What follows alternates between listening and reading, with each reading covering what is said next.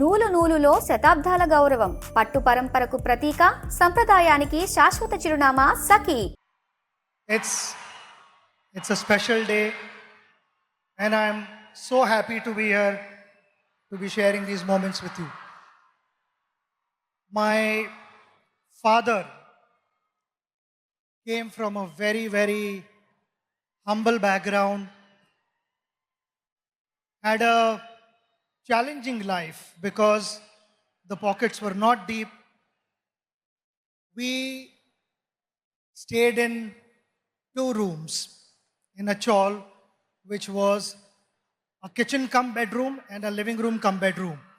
And why I'm saying this is because my father was extremely passionate about academics. He became a professor. He also was a poet, and he continued to chase his dream. He did not have the best of facilities, but he made the best of what he had. So in those 2 rooms, he found a corner and stood first in BA and MA and won a gold medal.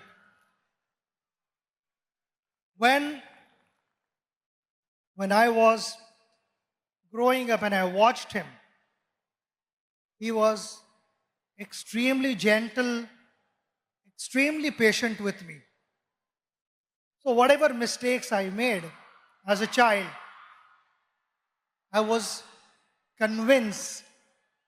He explained to me and I got convinced. It was never that he tried to correct me forcibly. And that created a huge positive impact on me. I learned so many things from him. He was extremely patient. And why I say this? Because when I started playing for India, I bought my own car. I used to love to listen to good music. And most of the times it used to be loud music in the car while I was driving. And my father would be seated next to me, reading his book. Never once did he tell me, reduce the volume, I want to read the book. He was focused and the outside noise did not matter to him. And that's something that I learned from him.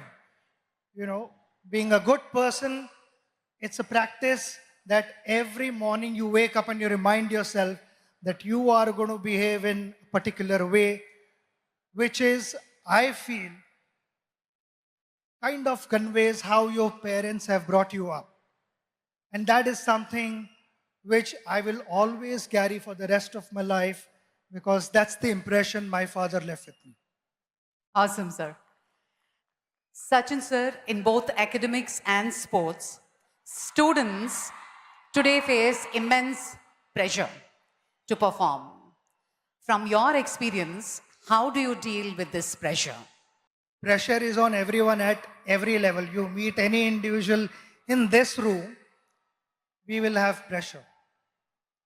There are 2 types of pressures. One is external and one is internal pressure. External pressure is all about what the world is saying about you. I think in today's world, when social media is so active, people want to know what is being said about myself. Generally, every individual is bothered about that. When I went out to bat, you have to learn how to use that to your advantage. When I went out to bat, I used to get reception like this, which was fantastic. Sometimes it was overwhelming. Sometimes I felt I was not in the frame of mind to start my innings. I just needed that break. I needed the crowd to settle down a bit.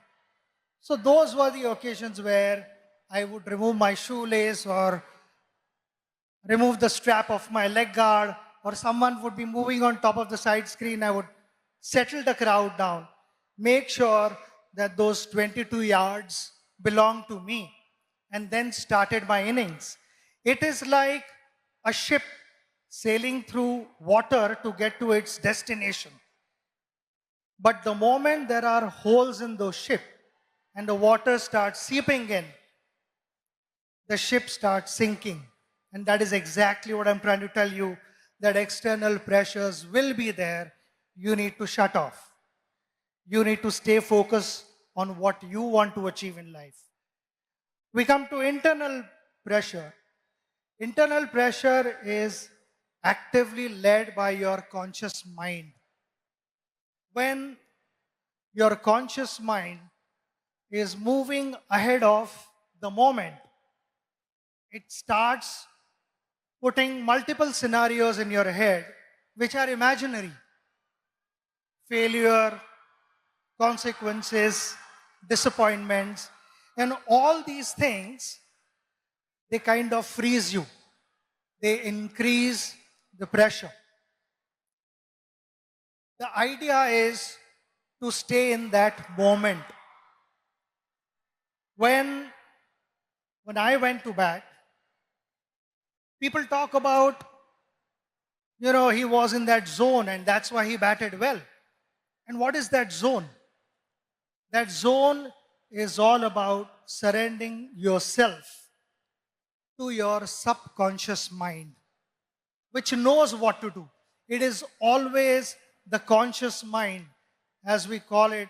The monkey over your shoulder would be putting doubts in your head. And while batting, also sometimes that would happen. Before the ball was delivered, the conscious mind would put doubts in your head. Could that be a bouncer? Could that be a yorker? Could that be an outswinger where the delivery was not released at all? So I found myself batting at my best when I had surrendered myself to the subconscious mind. So that would be my advice to all of you, to stay focused, stay aware of what's happening around you, but don't let the external energies dominate what you want to be in life. Absolutely. So one last one. On this centenary celebrations of Andhra University, your one message to all the students out there. We are celebrating a very, very big moment. Centenary of Andhra University. The magical figure that we talk about happened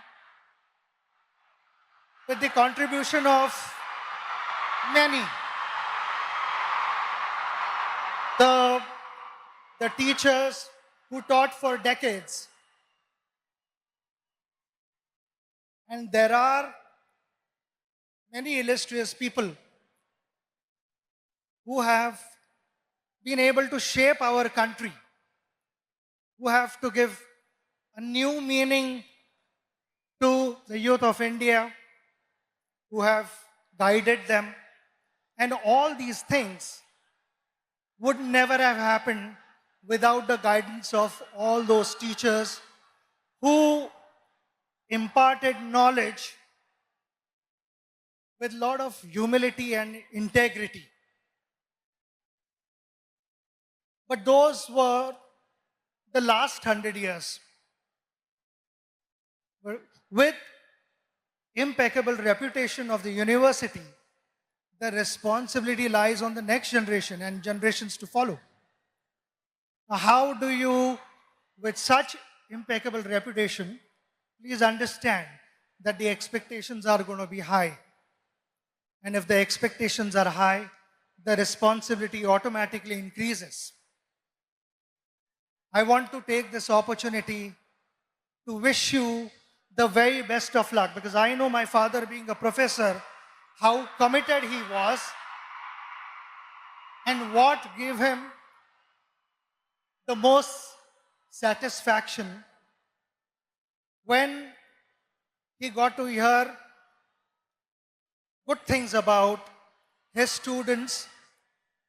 I personally felt that was his greatest return gift. And so would be the teachers of this university. At the pace that the world is moving, there'll be a lot of innovations, plenty of things would be expected of you in different spheres of life. My simple message to you, which I followed throughout my journey, was we all want to be successful. Success never happens overnight. It takes time. We have to be patient and follow the right path. While doing so, while chasing your dream, don't cut corners and find shortcuts and compromise values. That is going to be extremely important for our country to move forward and for you to set examples for the next generation. I again want to thank you for having me here and giving me this opportunity to spend this wonderful moment, which I will cherish in my life. And the love and the affection that you have showered upon me will always stay in my heart. It is priceless for me. So thank you very much. Namaskaram and God bless you all.